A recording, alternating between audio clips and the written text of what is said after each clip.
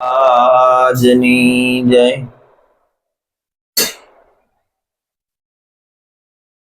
આપણા શાસ્ત્રો, આપણા વેદોની અંદર ઋષિ મુનિઓએ વેદની રચના કરી ત્યારે કેસે વ્યાસજી બોલે છે અને ગણપતિ લખે છે.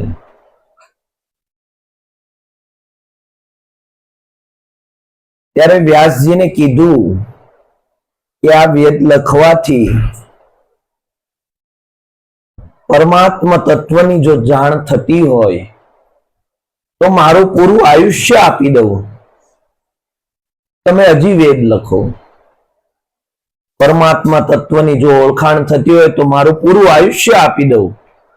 તમે એમાં હજી આગળ લખો. જો પરમાત્મા તત્વની ઓળખાણ થાય તો લખો. પછી વ્યાસજીએ લખી નાખ્યું નેતિ નેતિ નેતિ. અમે જે વાત કરીએ છીએ, વેદોમાં જે વાત થાય છે એનાથી પરમાત્મા હજી દૂર છે.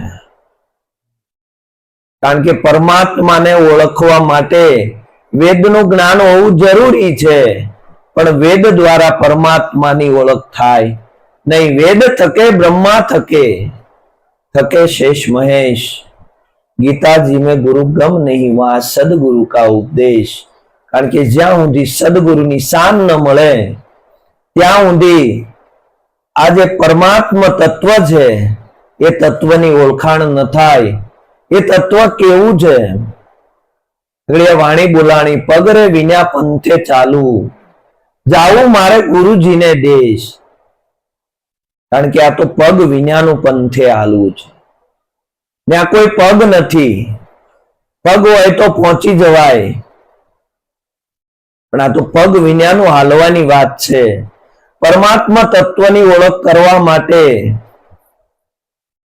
કોઈ એમ કે આ મન દ્વારા થાય. મન દ્વારા ન થાય તો આ આંખ દ્વારા થાય, તો આ વાણી દ્વારા થાય. કેવી રીતે પરમાત્મા તત્વની ઓળખાણ થાય? જો આંખ દ્વારા થતી હોય તો સૂરદાસને જ્ઞાન ન થાય. આપણા ઋષિ મુનિઓ જોવો તો એમાં ઘણા એવા સૂરદાસ હતા કે જેને આ આંખ નહોતી. પરમાત્મા તત્વનું દર્શન થાય છે પણ ભીતરની આંખથી થાય છે. જો બહારની આંખથી થતું હોય તો સૂરદાસને જ્ઞાન ન થાય. જે મહાપુરુષો થઈ ગયા, સૂરદાસ ઘણા થઈ ગયા, અને પરમાત્માનું એને દર્શન કર્યું અને પછી એના અનુભવની વાણીઓ એને લખી. અનુભવની વાણી લખી અને અનુભવની વાણીમાં એને લખ્યું કે પરમાત્મા આવો છે, પરમાત્મા આવો છે.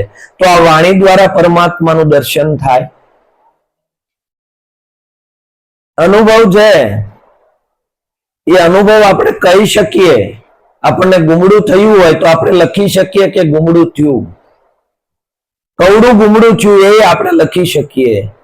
વેદના થાય છે એમ પણ આપણે લખી શકીએ, પણ કેવી વેદના થાય છે એ લખી શકીએ નહીં. એ શબ્દમાં આવે નહીં. એ શબ્દાતીત છે, અક્ષરાતીત છે, નિરંજન છે, નિરાકાર છે.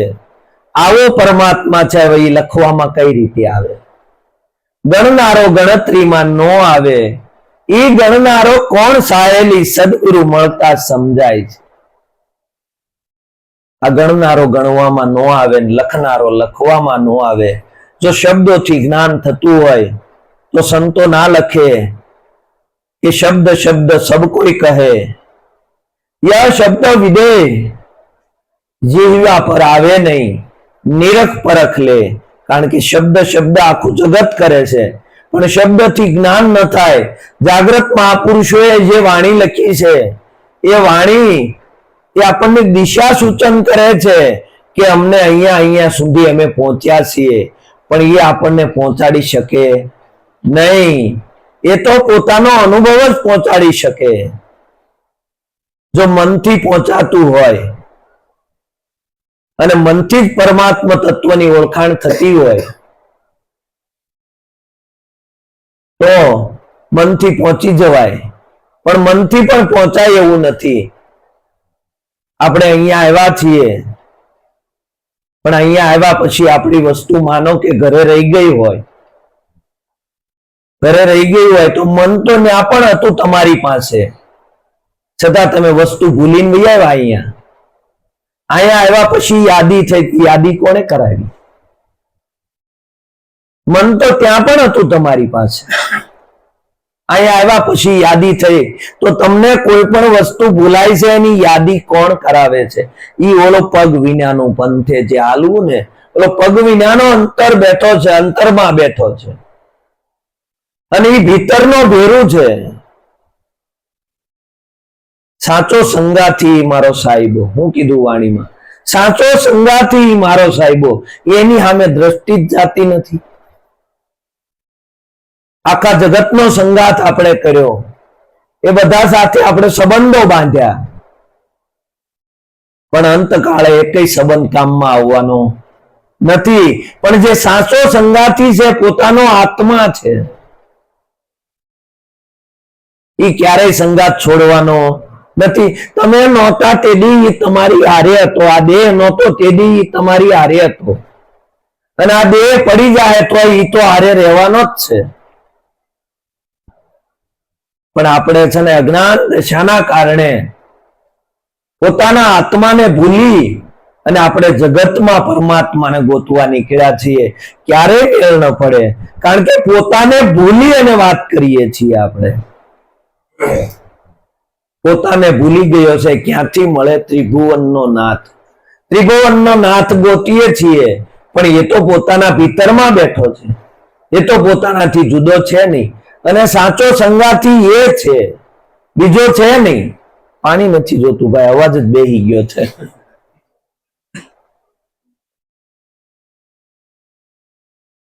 કારણ કે એ તો ક્યાંય ગયો નથી, ક્યાંય આવ્યો નથી. એ સદા સદોદિત છે, તમારી ભેગો છે, તમારી સહસ્ત્ર ક્રિયામાં એની હાજરી છે. તમારી જે જે ક્રિયાઓ શરીરથી થાય છે, એ બધી ક્રિયાઓ એની હાજરીમાં થાય છે, અને એ જ બધી ક્રિયાઓ કરી રહ્યો છે. તમને સુવડાવે છે એ, જગાડે છે એ, ભૂખ લાગે તો ખવડાવે છે એ, પણ તરસ લાગે તો પાણી એ પીવડાવે છે. જે કાંઈ શરીરમાં ક્રિયાઓ થાય છે એ બધાનો સાક્ષી એ છે. પણ આપણે નાયકને ભૂલી ગયા છીએ. એના પડદા ઉપરનું પિક્ચર છે એને યાદ છીએ આપણે. આ બધા પિક્ચરનો ખેલ નાયકને ખબર છે. આપણે નાટકનું કોઈ 3 કલાકનું નાટક હોય તો એ નાટકની અંદર એક મેન નાયક હોય, અને એ નાયકને ખબર હોય કે કયા પાત્રને ક્યારે ઉતારવાનું છે, ક્યારે આપણે પ્રધાનને ઉતારવાનો છે, ક્યારે સૈનિકને ઉતારવાનો છે, પછી ક્યારે કોઈ પણ જુદા જુદા પાત્ર આવતા હોય તો ક્યારે કયા પાત્રને આપણે ઉતારવાનો એ નાયકને ખબર હોય. અને નાયકનું ન માને અને બધા પોતપોતાની રીતે ઉતરવા મળે તો શું હાલત થાય? એ પાત્ર ક્યારે ભજવી શકાય? એ નાટક ક્યારે પૂરું થાય ખરું?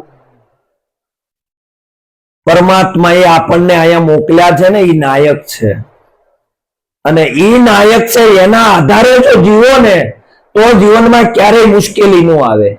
કહેવાનું કારણ એટલું જ છે કે એના આધારે એને આપણને જે રૂપે મૂક્યા છે, એ પાત્ર આપણને એને જે આપ્યું છે, એને જેને પ્રધાનનું પાત્ર આપ્યું હોય તો એ પ્રધાનનું પાત્ર કેમ આબેહૂબ ભજવી શકાય, બસ પ્રધાન એટલું જ નક્કી કરે.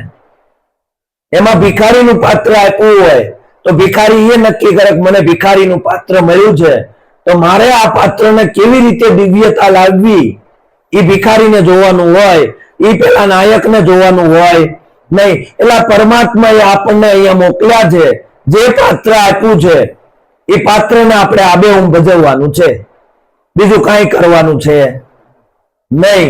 પણ ઓલો ભિખારી એમ કે મને પ્રધાન ન બનાવ્યો, બસ આપણી આ જ હાલત છે. આપણને એમ થાય નાટકમાં આ થાય છે, પણ આપણી આ જ હાલત છે કે મને પ્રધાન ન બનાવ્યો, મને રાજા ન બનાવ્યો. એટલે તારા ભાગ્યમાં જે પાત્ર હતું એ તને મળી ગયું છે, હવે તો બીજાની કોપી કરવા કરે છું. આપણે કોપી કરવા નીકળ્યા છીએ. નકલ ને અકલ હોય નહીં, આખું જગત નકલ જ કરે છે. કૃષ્ણ કે વાંસળી વગાડતા હતા, આપણે વગાડી. કૃષ્ણ નો થવાયેલા વાંસળી વગાડે. વાંસળી વગાડે કૃષ્ણ થઈ જવાતું હોય તો કૃષ્ણ બધા ન થઈ જાય. કૃષ્ણ એક થયો પછી બીજો કૃષ્ણ થયા નહીં. રામ એક થયા પછી બીજા રામ થયા નહીં. રામાયણો તો આપણે ખૂબ વાંચી અને ખૂબ સાંભળી અને કીધું પણ ખરું કે રામ જેવા ગુણ જો જીવનમાં ઉતારો તો રામ બનાય એવું છે. કૃષ્ણ જેવા ગુણ જો જીવનમાં ઉતારો તો કૃષ્ણ બનાય એવું છે. કૃષ્ણ કૃષ્ણ છે, તમે તમે છો. તમે તમારી જેવા બનો. આપણે કોઈના જેવું બનવું નથી. સદગુરુએ કીધું તું તું છો, તું તારા જેવો બન.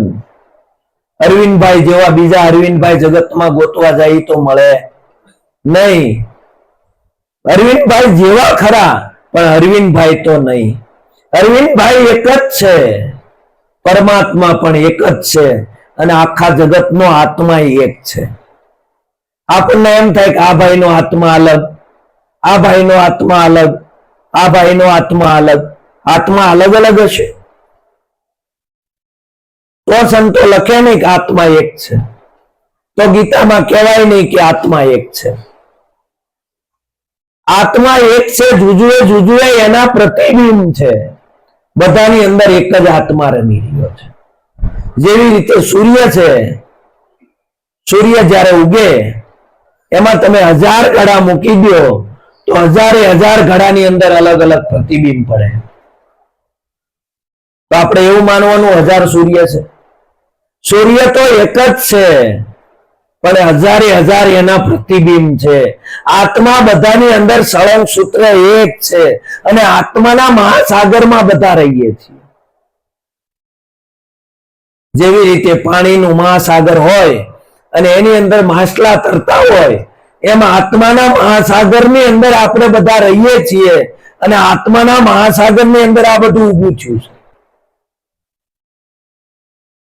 આત્મા આવતોય નથી, જાતોય નથી, એ જન્મોય નથી, મરવાનો પણ નહીં. પરમાત્મા તત્વ એવું છે, આપણે એમ કહીએ કે પરમાત્મા રામાવતારમાં રામ થઈ ગયા, પછી કૃષ્ણ થયા.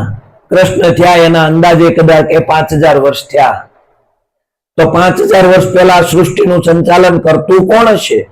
કૃષ્ણ નહોતા ત્યારની વાત છે. તો કોઈ કે રામ કરતા હતા.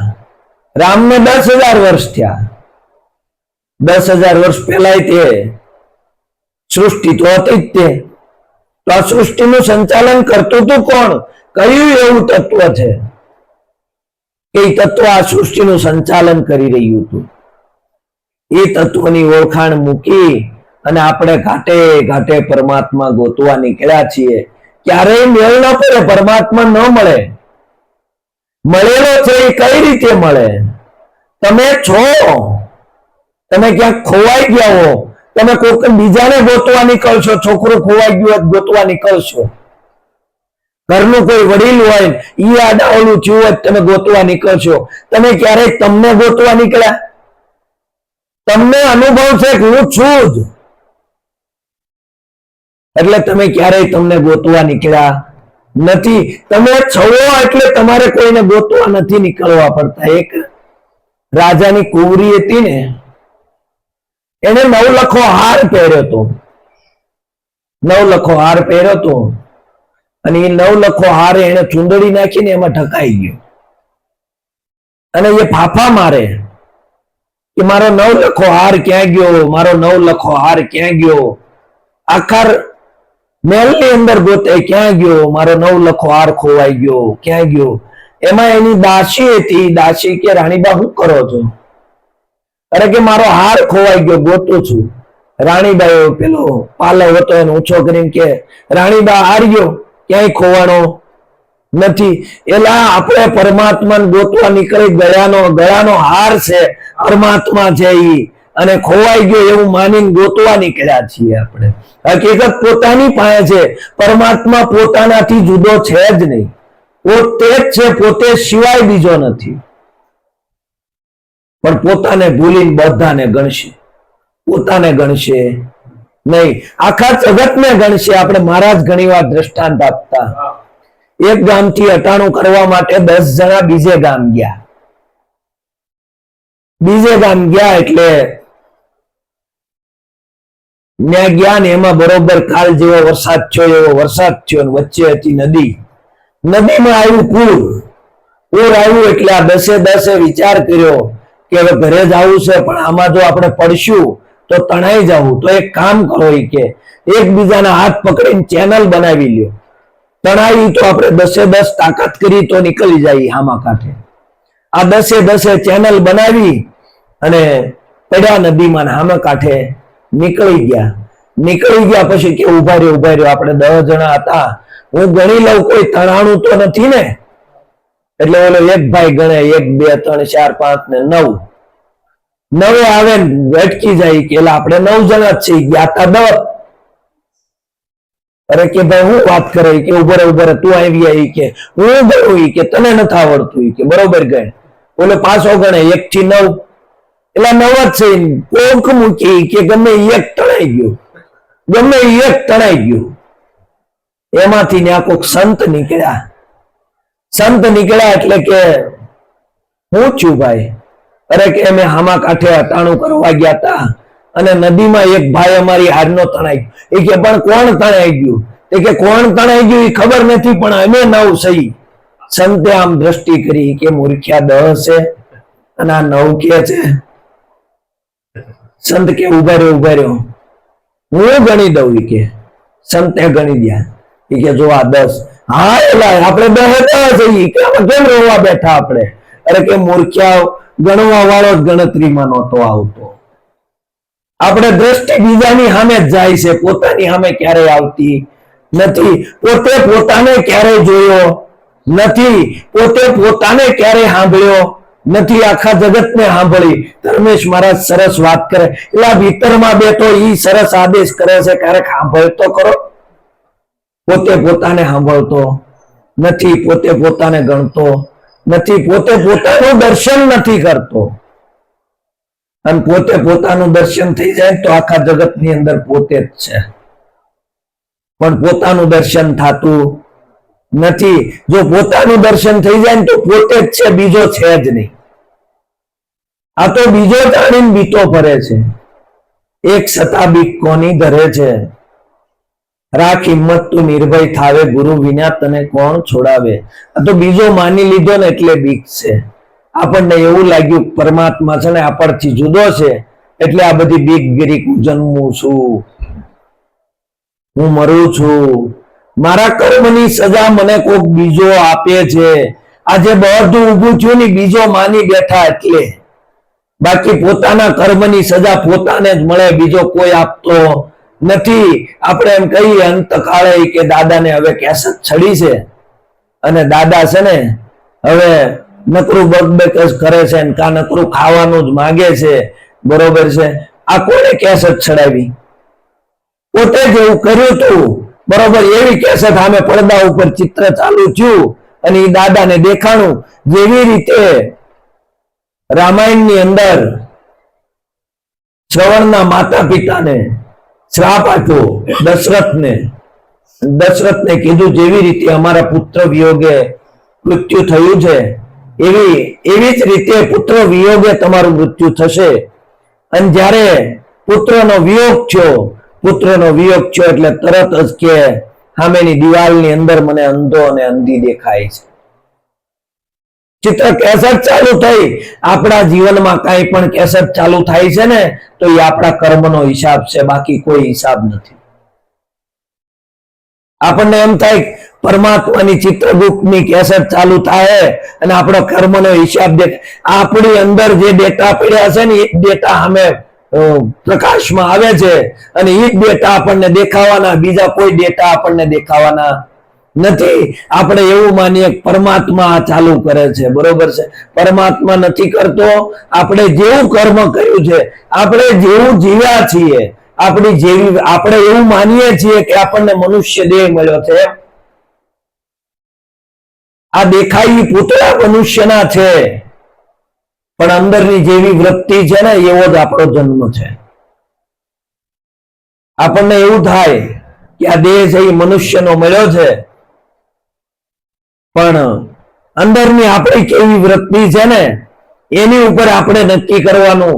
જો આપણે કાયમ કોકના દાસકાત ભરી લેતા હોય તો માનવાનું માણા હોવા છતાં આપણને કૂતરાનો મળ્યો છે. આ ઓલા મોરારી બાપુ છે ને, મોરારી બાપુ કથાની અંદર કહેતા હતા કે ભાઈ તમે આવા કર્મ કરો ને તો તમને કૂતરાનો અવતાર મળે, આવા કર્મ કરો તો તમને ભૂંગળાનો અવતાર મળે, આવા કર્મ કરો. કર્મનો બધો હિસાબ બતાવતા હતા. એમ કરતા કરતા કે આવા કર્મ કરો તો ગધેડાનો મળે. એમાં એક ભાઈ કે બાપજી તમે તો અંતર્યામી જુઓ, મને કહો ને બાપજી મારો આવતો કયો છે કે ગધેડાનો તો નથી ને. એમ મોરારી બાપુ કે એઠો બેહી જા ભાઈ, એકનો એક બીજી વાર ન મળે, એકનો એક બીજી વાર ન મળે. તારો ચાલુ છે ને એ ગધેડાનો છે, તારી વૃત્તિ ગધેડાની છે. આપણી જેવી વૃત્તિ છે ને, પરમાત્મા સ્વરૂપ છો તમે, તો પરમાત્મા સ્વરૂપ હોય તો એની દ્રષ્ટિમાં પરમાત્મા જ આવે, બીજો કોઈ આવે નહીં. આપણે તો ઘરની અંદર એ બધાની અંદર રાગ અને દ્વેષ થાય છે, ગુણ અને અવગુણ થાય. એટલે ગુણ અને અવગુણ એ તો પ્રકૃતિના છે, એટલે પરમાત્મામાં ગુણ અને અવગુણ નથી. તમને સદગુરુએ કેવો પરમાત્મા બતાવ્યો છે, ગુણાતીત છે અને પાછો સર્વગુણ સંપન્ન છે. આપણે પરમાત્માને ગુણમાં ગોતીએ. જો સમજવા જઈએ, ગુણગ્રાહી બનવું જોઈએ, એમાં કોઈ ના નથી. કોઈનો સારો ગુણ હોય તો એને જીવનમાં ઉતારાય, એ આપણને જીવનમાં કામમાં આવે. પણ ગુણથી ક્યારેય જગતને જોવું નહીં. ગુણથી આપણે જગતને જોઈએ છીએ. કોઈનો સત્વગુણ પ્રધાન હોય, કોઈનો રજોગુણ પ્રધાન હોય, કોઈનો તમોગુણ પ્રધાન હોય, પણ પરમાત્મા તો અંદર ઈ નહીં છે.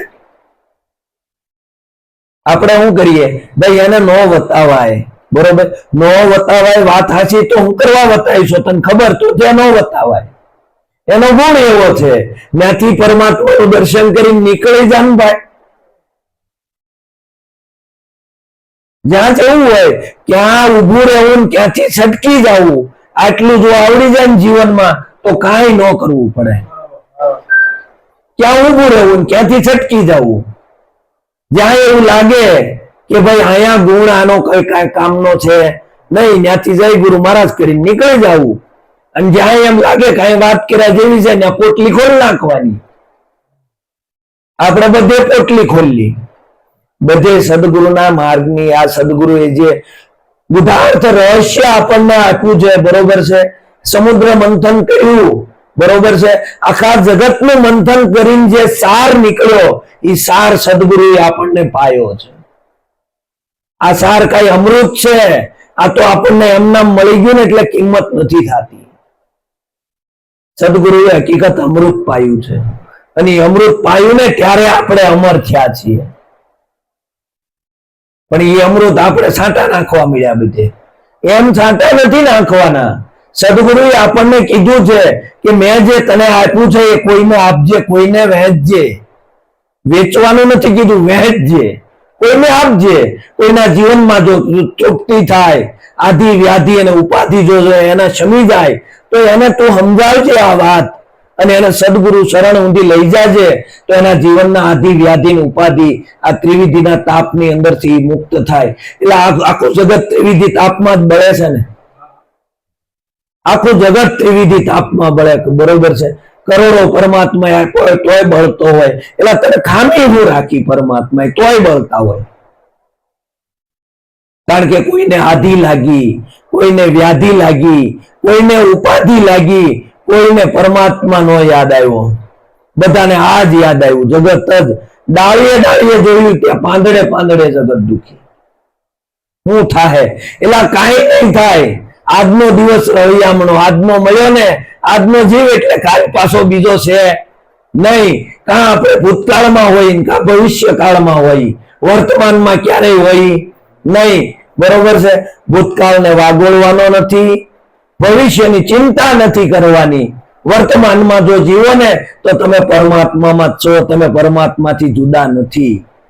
આ તો આપણે જ્યાં બેઠા હોય ને કાં ભૂતકાળમાં હોય કાં ભવિષ્યમાં હોય, કાં સુખમાં હોય કાં દુઃખમાં હોય, કાં હરખમાં હોય કાં શોકમાં હોય, કાં લાભમાં હોય કાં હાનિમાં હોય, કાં કોકના પક્ષમાં હોય કાં કોકના વિરોધમાં હોય, એલા બધાની સાથે મિત્રતા રાખી સિયારામમય જગ સબ જગ જાની કરું પ્રણામ જુરી જુગ પાની. બધાની અંદર પરમાત્મા જોઈને નીકળી જાય ને કોઈનો પક્ષ નથી લેવો, કોઈના વિરોધે નથી જવું, કોઈને મિત્ર નથી બનાવવો, કોઈને શત્રુ નથી બનાવવો.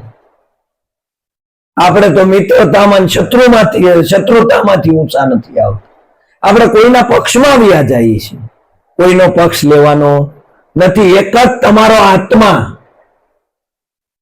આત્મા ક્યારે વિસરાવો જોવે નહીં. અને જેને જેને આત્મા નથી વિસરાણો એ ક્યારેય કોઈ દિવસ ઊંધા પાટીએ ચડે નહીં. ઊંધા પાટીએ ઉંકરવા ચડે, આ મનના માર્ગે ચડી જાય, આ બુદ્ધિના માર્ગે ચડી જાય, આ દ્રષ્ટિના માર્ગે ચડી જાય. આપણને પંચ વિષય લાગ્યા છે, શબ્દ, સ્પર્શ, રૂપ, રસ અને ગંધ.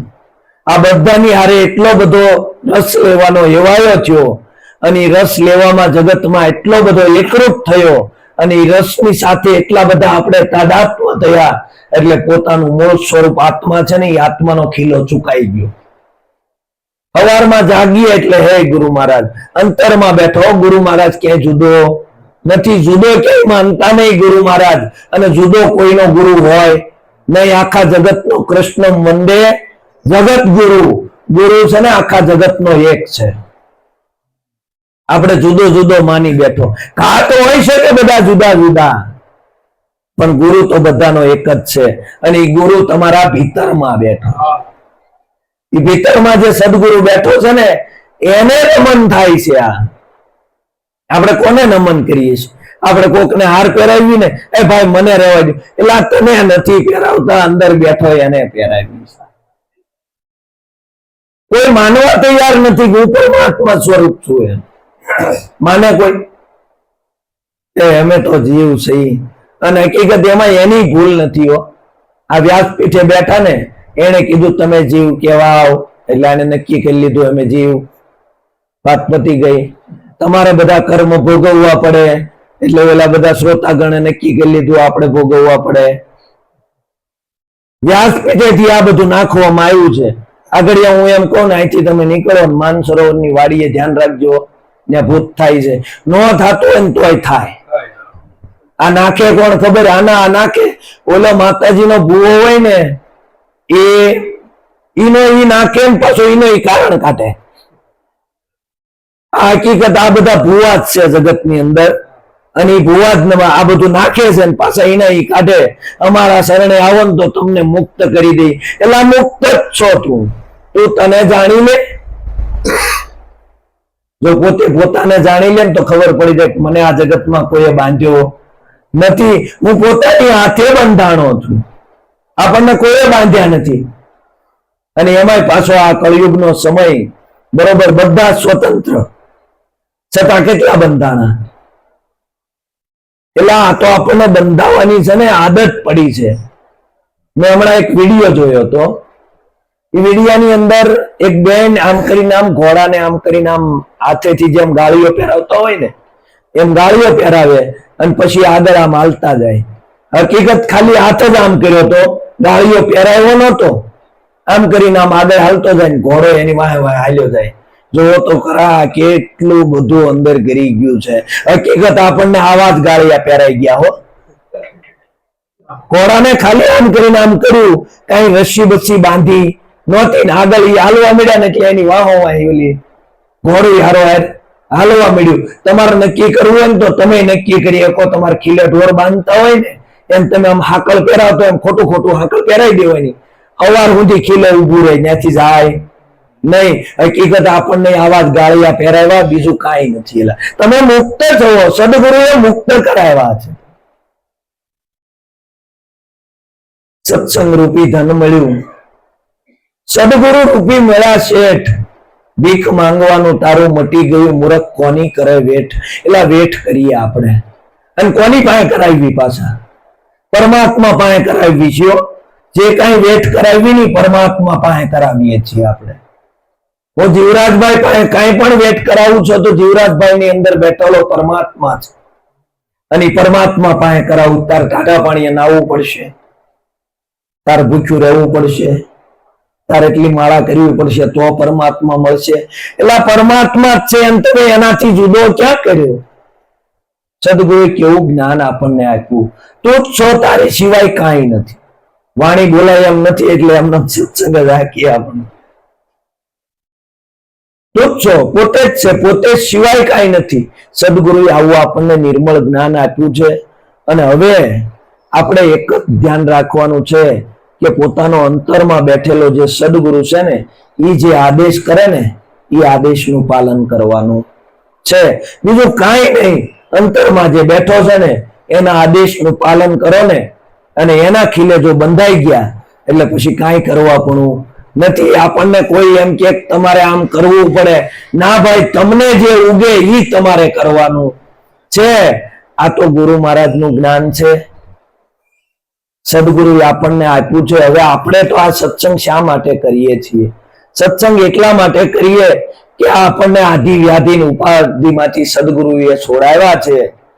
આની અંદર કોઈ જીવ આવે, કોઈ જીવ જો જાગી જાય જો પોતાના મુક્ત દશાની મોજ માણી શકે, એના માટે જો પોતે કાંઈ પણ જો કોઈને શબ્દ લાગી જાય અને પાછો વળે અને પોતાના જીવનમાં જો શાંતિ થાય ને, તો આપણી જે મહેનત છે એ સાર્થક છે. ઈશ્વર મહારાજ કેટલા ગામડા ફર્યા? ઓછામાં ઓછા સૌરાષ્ટ્રના 150 થી 200 ગામડા ફર્યા છે. દર વર્ષે એટલા ગામડામાં ફરતા. એને કોઈ સ્વાર્થ નહોતો, સ્વાર્થ હાટો નહોતા ફરતા. એ તો આ જીવોનો ઉદ્ધાર કરવા માટે કે આમાંથી કોઈ જીવ જાગી જાય, મારી વાત માને અને પોતાના સ્વરૂપની જો ઓળખાણ થાય તો આ મુક્ત દશાની મોજ માણી શકે. કારણ કે જીવતા મોક્ષ પદની મોજ માણી શકાય એવું છે. મર્યા પછી કદાચ મુક્તિ મળશે કે નહીં મળે એ કોઈને ખબર નથી. આ તો જીવતા છીએ ને એ કામનું છે. આપણે એમ કહીએ કે મર્યા પછીનું ના ભાઈ ના. આપણી પાસે જે સંપત્તિ હોય ને, એ સંપત્તિમાંથી જે આપણે વાપરી હોય ને, એટલા ના જ આપણે માલિક છીએ, બાકીના તો આપણે વોચમેન છીએ. આપણી પાસે જે સંપત્તિ છે ને, એ સંપત્તિને તમે જેટલી વાપરી શક્યા સત્માર્ગે, એ સંપત્તિના જ તમે માલિક છો. બાકીની સંપત્તિના તમે વોચમેન છો, કરોડો ભલેનું હોય. સદગુરુએ આપણને આવું જ્ઞાન આપ્યું છે. અને જો આ જ્ઞાન તમે જગતમાં ના પીરસી શકો ને, તો હું એમ કહું તમે એના વોચમેન છો. તમે વાપર્યું છે ને એટલું જ સદગુરુનું છે, બાકી કાંઈ છે નહીં. અને વધારે ગળું પણ નથી હાલતું. મહારાજને આપણે સાંભળવા છે, એટલે આથી વધારે કઈ વિશેષ ન કહેતા મારી વાણીને વિરામ આપું છું. સદગુરુ મહારાજ